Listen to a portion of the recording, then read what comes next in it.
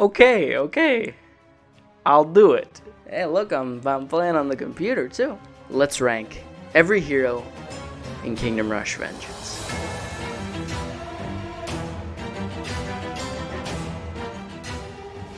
Number 15. Verook. Verook.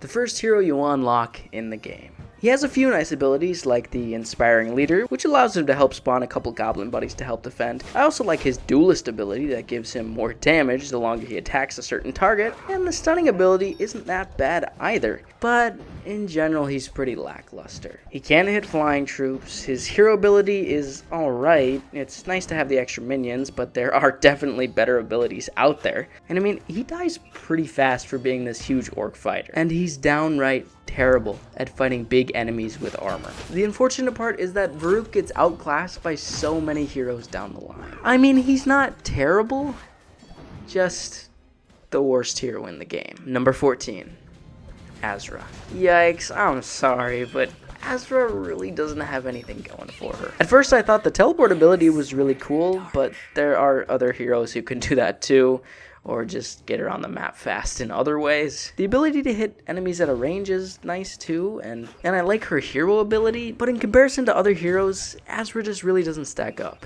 She doesn't deal that much damage, none of her abilities are that impressive, and she's not that great at handling crowds. The only reason she's not in last, I think, is because she can hit flying enemies. Number 13. Olaf. Wow, look at that. The 3 free heroes are the 3 worst ones in the game. Awesome. For being an Infernal Mage, Olaf is really nothing special. If he's placed right, he can output a decent amount of damage. His hero abilities are fine, and he can hit flying enemies. The Magma Eruption is pretty good at killing crowds of enemies too. But his hero ability, oh god, it's just terrible. Being able to teleport enemies partway up the track has practically no use. Yeah, maybe you're in a tight spot where it comes in handy, but it's very rare that you're in a situation where teleporting enemies 5 seconds away is gonna do anything. He's got decent damage and 1 or 2 good abilities, but he dies like crazy. I mean, you turn your head for 2 seconds and look back and he's already exploded. Olaf, you're lucky your primary fire is pretty good. Number 12. Tramming.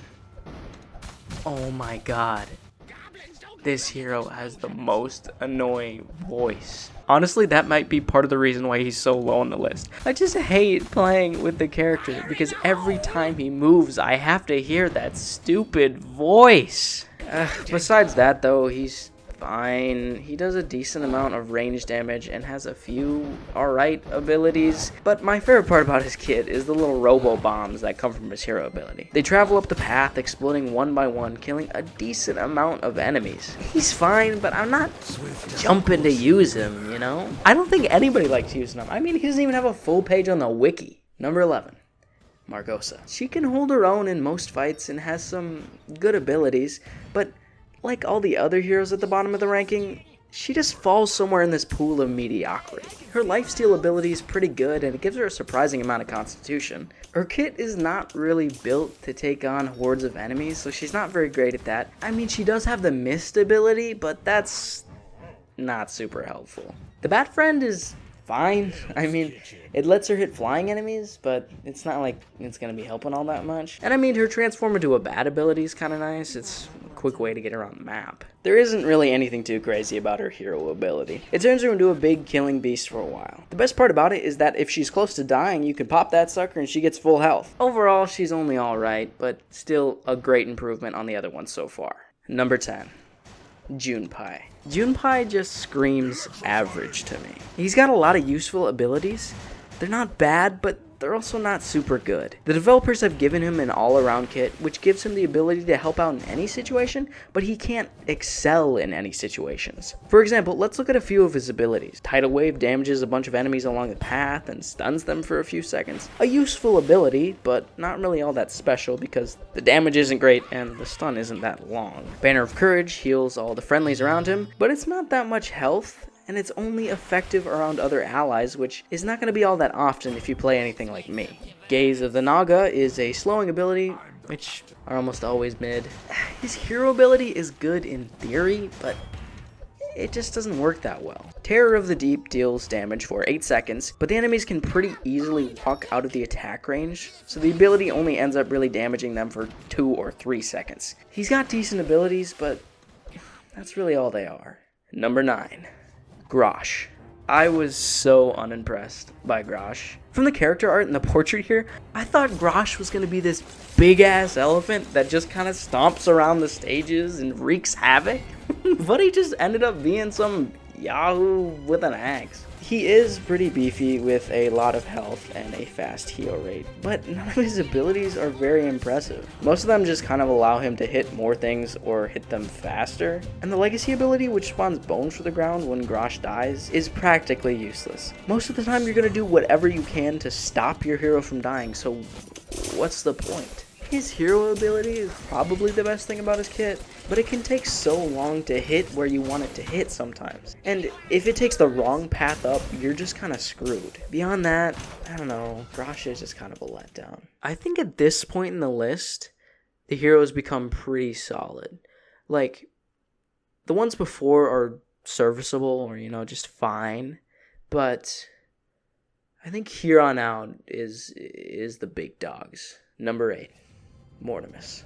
Mortimus is pretty underrated if you ask me. He's got a whole slew of nice abilities. Call of the Haunted is probably his most mid ability, which makes enemies run away for 8 seconds. This can buy you time sometimes, but it's rarely useful. It's pretty similar to Olaf's teleport ability, but a little less versatile. His second ability is Rotten Land, which is Mortimus's version of crowd control, which is okay. It does 3 damage for every 0.2 seconds, which equals 150 damage for the duration of the ability. Of course, most enemies aren't going to be hanging around in the Rotten Land for that long, but you get my point. Grim Presence is a pretty nice one, which makes enemies lose 30% of their resistances when they're just around Mortimus. For just hanging around somewhere, that's kind of a lot of value. His final ability is Undead Servitude, which turns enemies killed by Mortimus back from the dead as zombie servants. It's not like the zombies are that great. In fact, they lose health every second, but you can't deny the power of having extra units on the battlefield.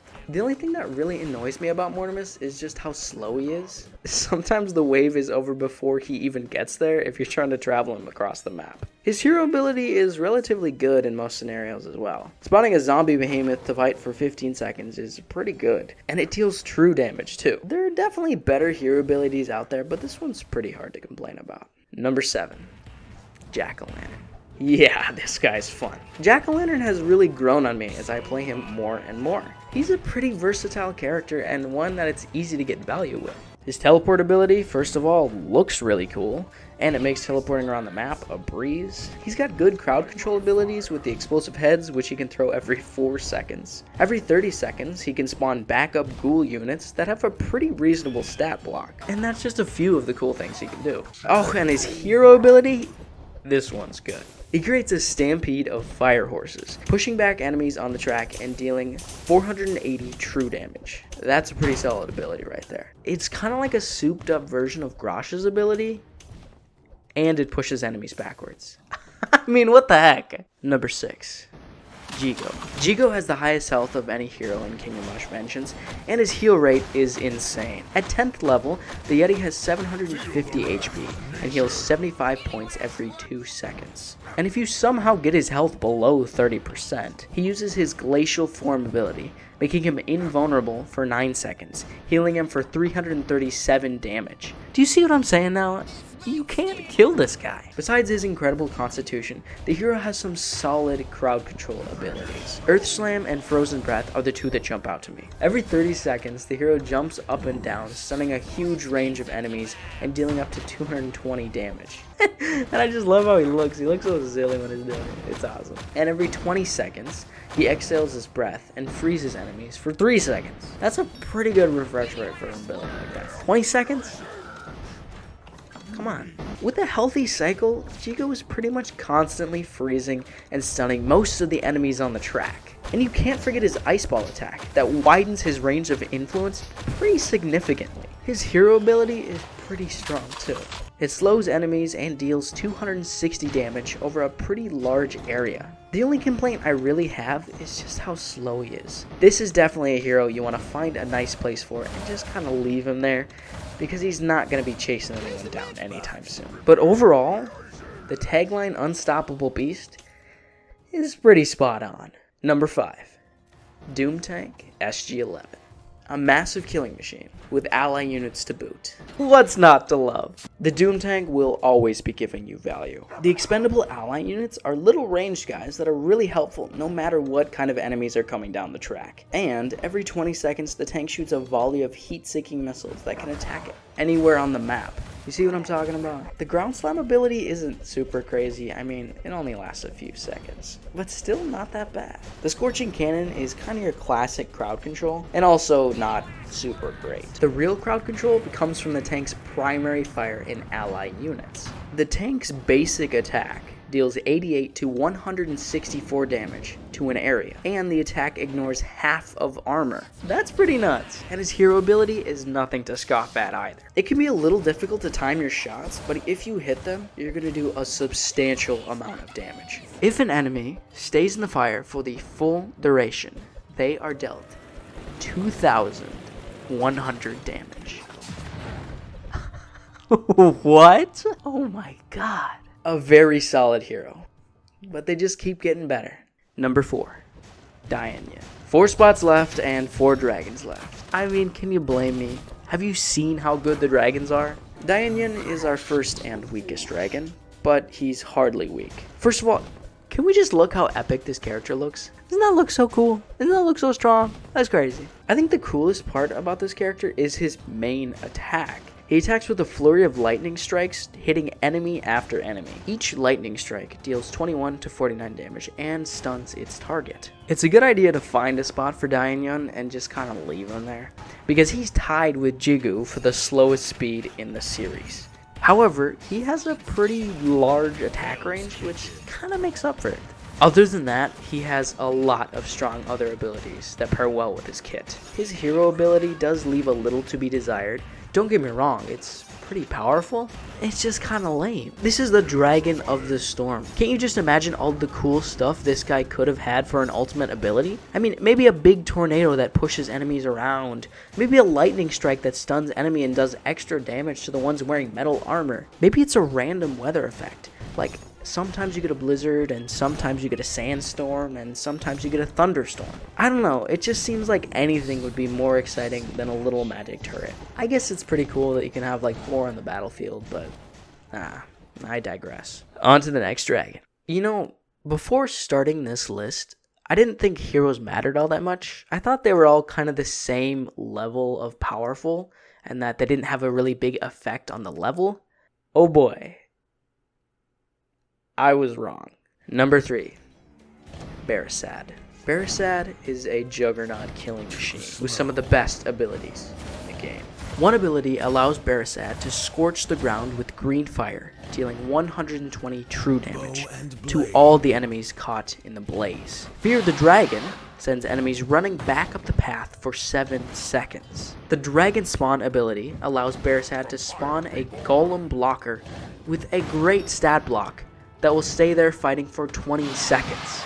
And Obliterate outright kills an enemy. And, get this, and splashes the entire area with true damage. And his best ability, and probably the best hero ability in the game, Hellfire. Let me just read this from my notes for you all here. Barasad summons a rain of fire on the battlefield, dealing 180 true damage to every enemy. He was already so good without this ability. Okay, with all of these great abilities, how can he only be 3rd? Well, number 2, Merglin. This is the highest single target damaging hero in the game, bar none. Merglin deals 59 to 110 damage every 2 seconds with all upgrades unlocked. She just can't be stopped. And her abilities are so strong too, because like Barasad, most of them are true damage. Every one of Merglin's regular attacks leaves lava on the ground, dealing 30 true damage a second to every enemy that walks through it. All the towers near Merglin are given 20% extra damage, and it's got a pretty generous range too. Merglin's eruption ability straight up kills whatever it hits. Like Obliterate, it kills it. An Infernal Heat creates a whirlwind of fire, dealing 100 true damage to anything caught in the range. And her hero ability. Guys, these dragons have nuts hero abilities. Her hero ability is Volcanic Barrage. 5 meteorites rain down from the sky, each dealing 460 damage. That equals a grand total of 2,300 damage. That's gonna kill every non-boss enemy in the game. How is this allowed? And finally, the best hero in Kingdom Rush Vengeance. Number 1, Ice Sculpt. Ice Sculpt, the Ice Dragon, boasts the most rounded out abilities and most versatile kit of any hero in Kingdom Rush. Because of his Frost Blast ability, every one of Ice Sculpt's basic attacks deals 160 area damage to nearby enemies, and whatever is hit by the dragon is slowed down by 30% for 4 seconds, if it lives that long. His Permafrost ability freezes the ground, slowing enemies by 50% for 5 seconds. His Avalanche ability solidifies his crowd control prowess, dealing 24 damage every 0.25 seconds as it travels up the path. And his Ice Peaks ability deals damage equal to 30% of an enemy's max HP. 30% it cuts off, no matter what enemy it is. And his hero ability. His hero ability, Glacial Storm, freezes enemies on the map for 12 seconds. 12 seconds. This one. Do you know how long 12 seconds is? That is so long. That's basically enough time to kill every enemy on the map. His crowd control abilities are unmatched. His health and his damage are both excellent. And his primary fire, and this is one of the best things about the hero, his primary fire deals true damage. No matter what armor an enemy has, his skill is hitting that sucker for full value. Among the giants and the greats, his skill is the best. He stands taller than any other hero in Kingdom Rush Vengeance. Ice Sculpt is the best. That's the list.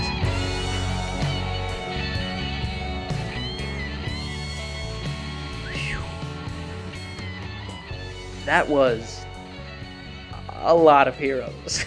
Oh my gosh. I will say that using the heroes is pretty fun, actually. You know, I kind of initially thought it was just this cash grab kind of thing, but, you know, after playing with them a little bit, they're pretty fun. They're pretty fun, actually. And I do like playing on the computer as well. So that was a pretty good call by you guys. I mean, what can I say? When you're right, you're right. Well, if you like the video, feel free to hit the like button, do all that kind of stuff.